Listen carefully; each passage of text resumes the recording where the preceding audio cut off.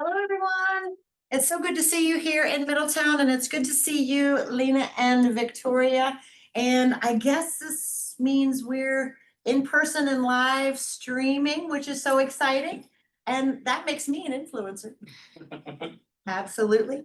I am really happy to be here with you today. And I hope that my message is going to be something that you can take and that you can use. So, what's today's presentation about?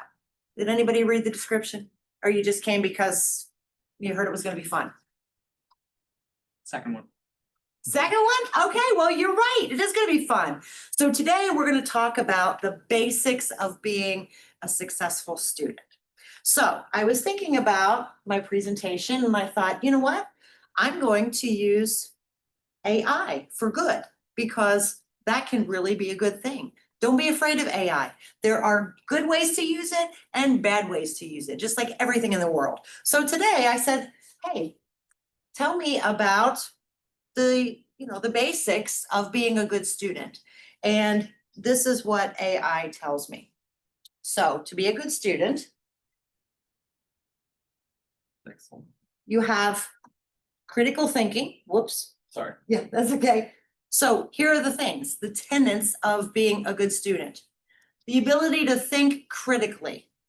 That doesn't mean we're critical of other people or ourselves, although we're usually pretty good at that, especially being critical of ourselves, right? Yeah.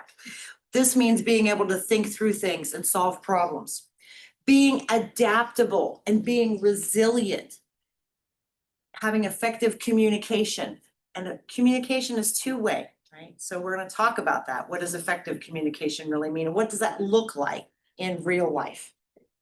Being able to manage your time, having strong time management skills, and finally, having a little bit of self-discipline, or maybe a lot of self-discipline, I should say, because in some situations more than others, and we'll talk about maybe a little bit of the difference between in-person courses and online courses, which require a little bit more self-discipline.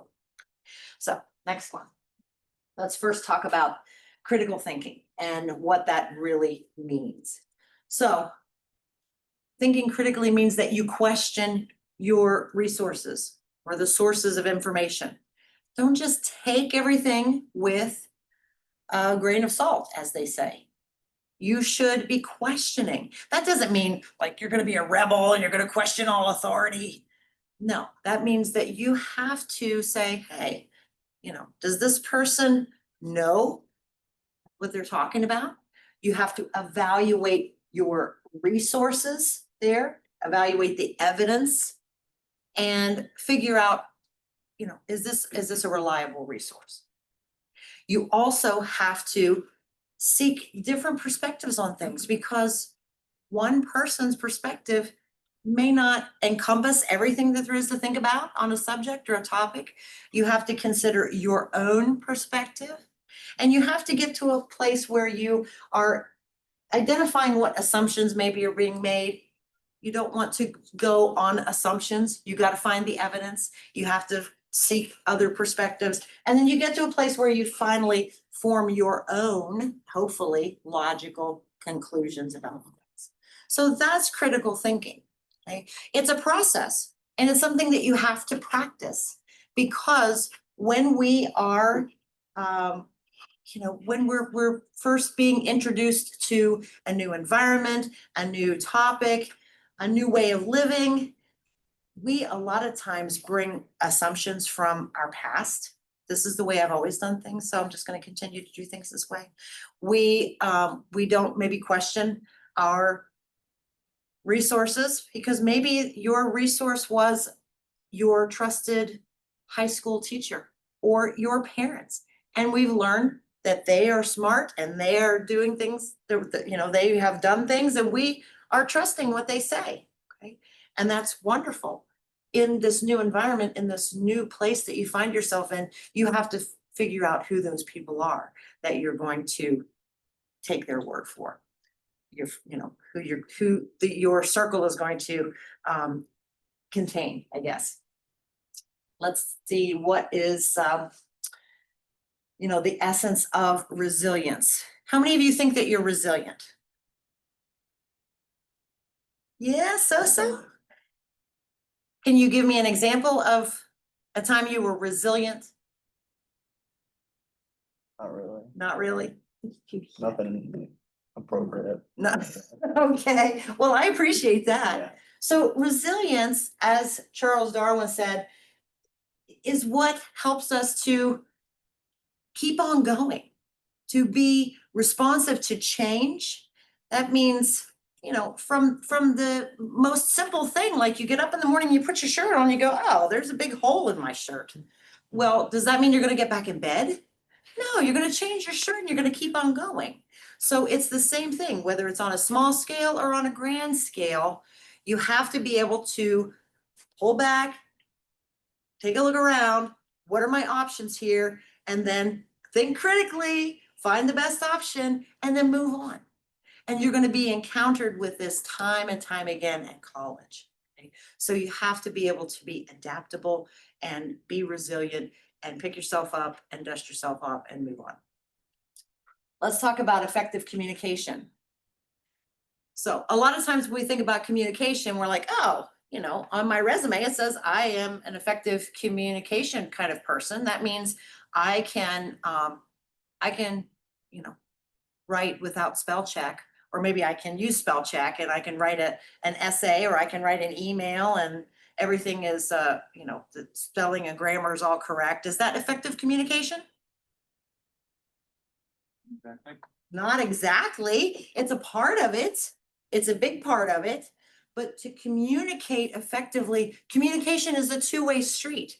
So the first thing you have to do is you have to listen or read carefully and thoroughly so that you know, we're just like, we're like computers. We have to evaluate what the input, what's coming in has to be evaluated before we can give the output, or at least we should. Okay, so you have to listen or read thoroughly before you start that process of critical thinking. You also have to apply a little emotional intelligence. What does that mean to you, emotional intelligence? Maturity. Maturity, that's great. Yes, Situational understanding. I love that. Empathy? Situational understanding. Empathy. Empathy, all of those things. Yes, absolutely. You know, I saw something, and I'm probably going to misquote it somewhere, that says, okay, not necessarily just because it's true, do you have to state it? Is it also necessary? Is it, you know, impactful, it positively? So those are the kind of things that you have to consider. Applying some emotional intelligence. And consider your audience. Are you going to write the same type of email to your teacher as you would write a text to your friend? No. Definitely not. So you have to consider your audience. Who are you writing to? Not only what is the message, but who is the message to? What am I trying to get across? And then you want to relay very clear and complete thoughts. So let me give you an example. So let's go back to, first of all, critical thinking. We'll think about a college example of this. So let's say that your instructor tells you that you are going to have an exam and that exam is going to be proctored. Okay. What's the first thing you do? Figure out what's proctored mean, right? What does that mean to have a proctored exam? Okay, so you research that a little bit. What does that mean? That means I have to have someone watching me take my exam. Does that mean that I get my sister at home to sit in my room while I take it? No, that's not right. You're going to go to the testing center. Okay? The only time that you have to take in your schedule to take your exam is on Saturday, but someone told you that the testing center's closed on Saturdays. Uh-oh, now what? If we're critically thinking, we're gonna do what? We're gonna question that resource. Does that person know what they're talking about? That they said that the testing center's closed? What are you gonna do?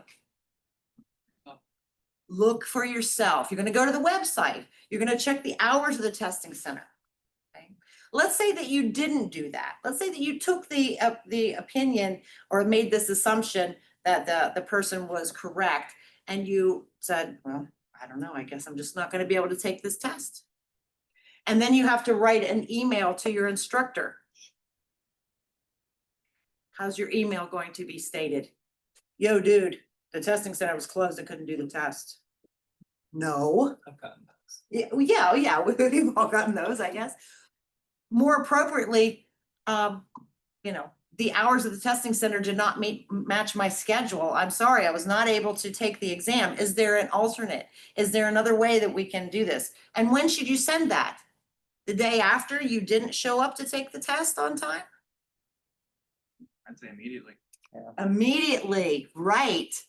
So let's say you skipped that step of finding out if that was true and went straight to, I'm gonna email my instructor right now and tell him or her that testing center's closed, what can I do? I'm never gonna be able to do this on time. You gotta slow down. You gotta consider your audience. You have to use a little emotional intelligence to write that email. So that's a prime example. By the way, the testing center is closed on Saturdays during the summer. In the fall and then the spring, they are open. The next tenet is about time management. Who's Henry Ford? The creator of the automobile. Right? Did anybody see Ford versus Ferrari? That was a great movie. I recommend it highly. But yes, so nothing is particularly hard if you divide it into small jobs.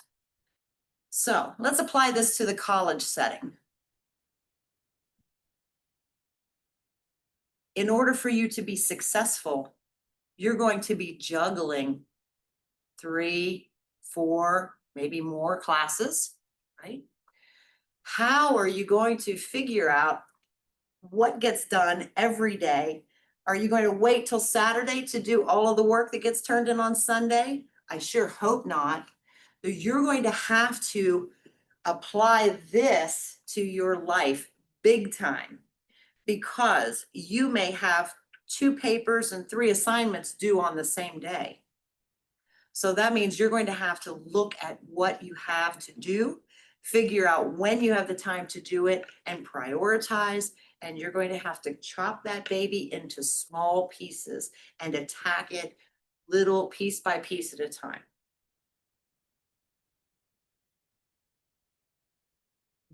Think we can move on to the next.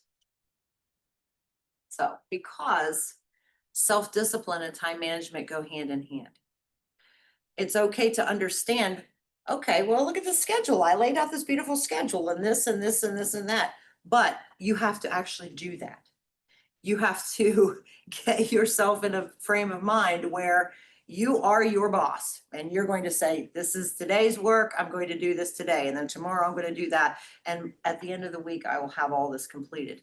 But look at all of these things that can go wrong in the game of self-discipline. There are going to be things that throw you off track. There are going to be much more fun things that you would like to do, but you're going to have to put those aside. Not forever, not every time, but sometimes you're going to have the self-discipline to say, no, I can't come out. I would love to go there or here. What do you guys do for fun? I don't even know. So I'm old. Like I used to roller skate. People don't do that. What do you guys do for fun? Music, concerts? Yeah. Are you a musician? No, I just really like the band. Oh, you just love music? Yeah, Me too. I do. Drawing and video games. Okay, so Definitely. that's like your own, you don't necessarily do that with, well, I guess you do video games online with other people now, right? Sometimes. Sometimes. I Sleep. like the creative. Sleep is a good one. Sleep is another thing you're gonna have to give up. Not just, not just activities, You do but have to, we can't, I'm good when at you getting do sleep. sleep or else you can't do anything. I'm sorry. You do need sleep, so I can't. Well, right, you can't not ever sleep, but sometimes you might have to give up a little bit of sleep. I'm sorry, what did you say? I was just commenting, I'm good at giving up sleep. You're good at giving up? I'm used to it. I don't go to bed until like 12 o'clock anyway, usually. Okay, So I'll be- all right. I'm probably fine.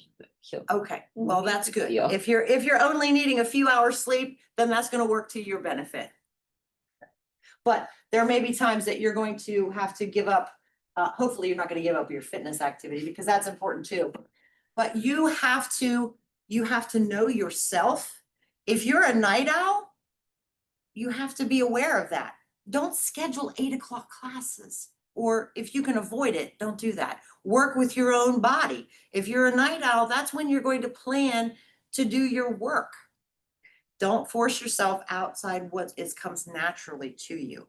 That doesn't mean, well, I naturally need, probably like 16 hours of sleep a day. You're gonna have to challenge that a little bit. But I can't tell you how many times I work in the testing center and the tutoring center. And I can't tell you how many times students come and say, oh man, I need some help figuring out my study skills. And I say, okay, well, tell me about your study habits right now. How much time do you devote to study? They're like, maybe 2 hours. And I'm like, okay, 2 hours a day. No, like 2 hours a week. Okay, well, that might be a problem. Is that for every class? No, that's for all of them. Well, how many classes do you have? 4. So that means you're giving like 30 minutes a week to all your classes. Well, no wonder. It's not a matter of study skills, it's a matter of time management. As a student, you really should be devoting about 3 hours per week for every 1 credit that you are taking. So how many credits generally are you taking a term? Somewhere between 12 and 15, something like that? Okay, so that's somewhere between 36 and whatever the other math is, 48 hours a week. That's a full-time job.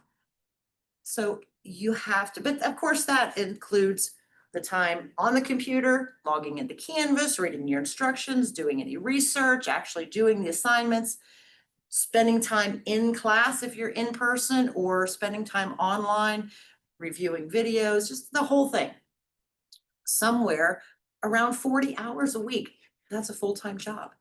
Right? So if you're spending less than that, maybe you're giving a little less effort than what you should.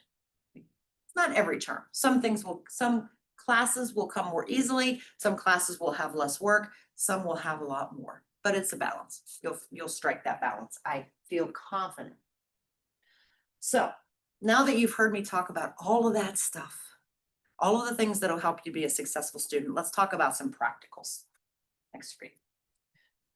So here's a screen that you're going to get very used to seeing. The VCCS login, your main page, your portal, okay? So everything that you need to know is here.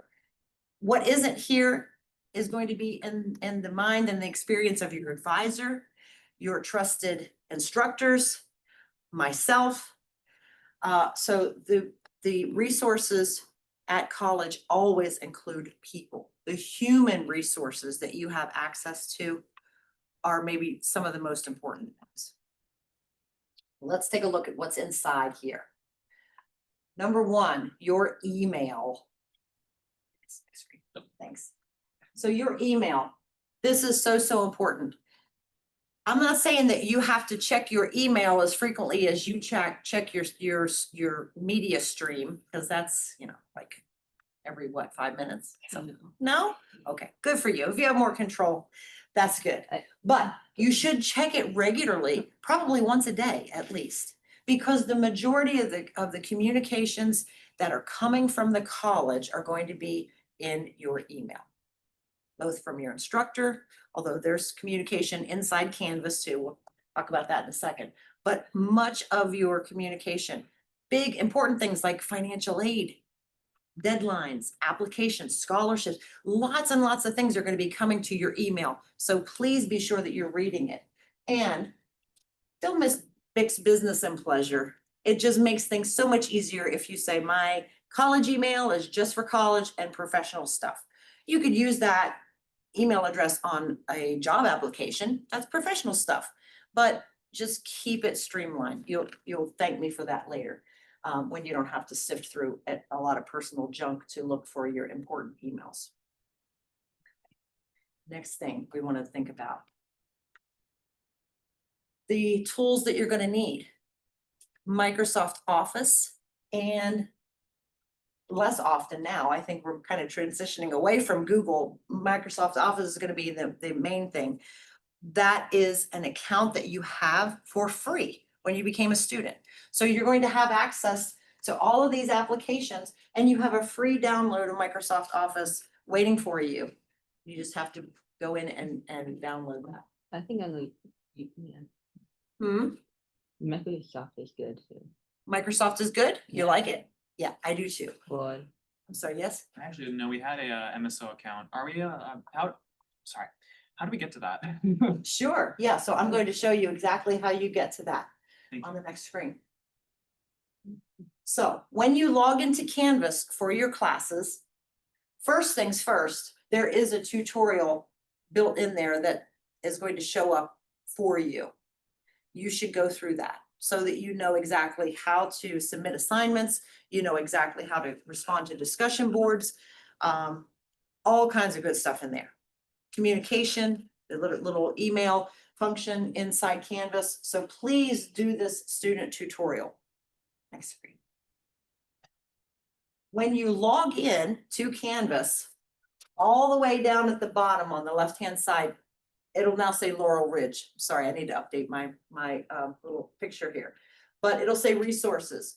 Inside there, you're going to find information about Canvas. This is important, like how to get help if you ever have a problem, links to our information technology office, instructional technology office.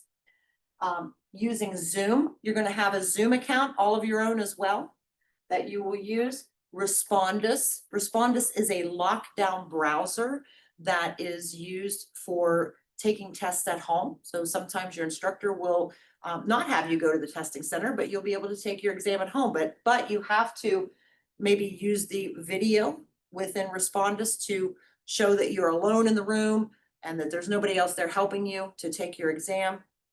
So you will see that in your college experience and you should be familiar with that.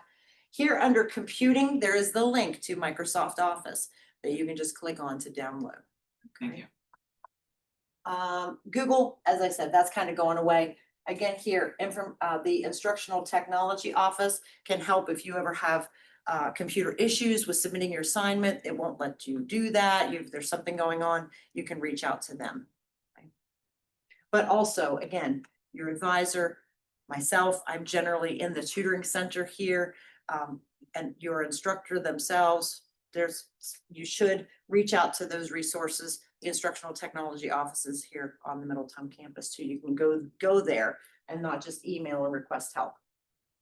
Your academic resources, as I said, I hang out in the tutoring center here at Middletown along with other tutors.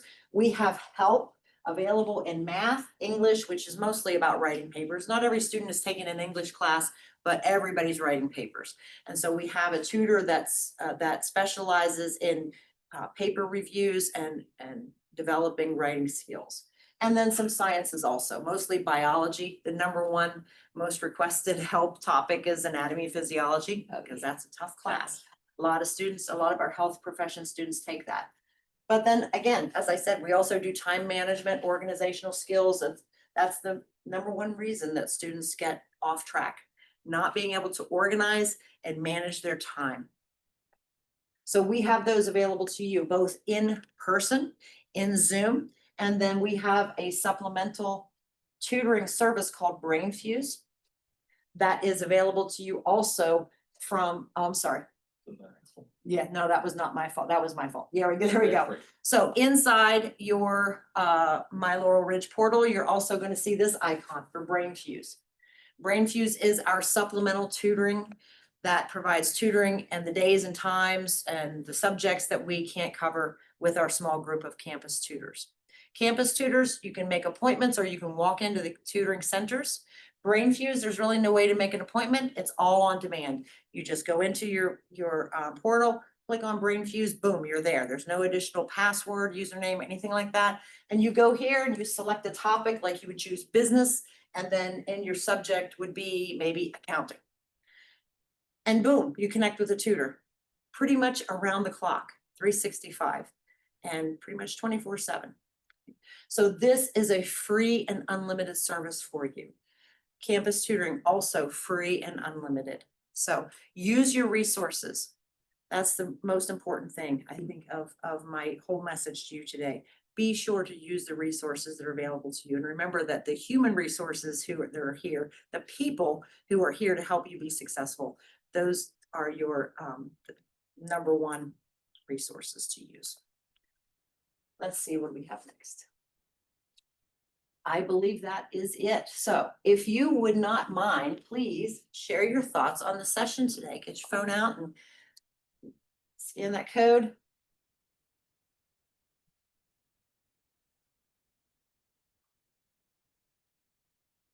And remember that here at Middletown, Saturday, August 23rd is going to be a big day. We've got new student welcome day. There's a lot going on. So please be sure to RSVP and plan your time wisely to allow that in your schedule.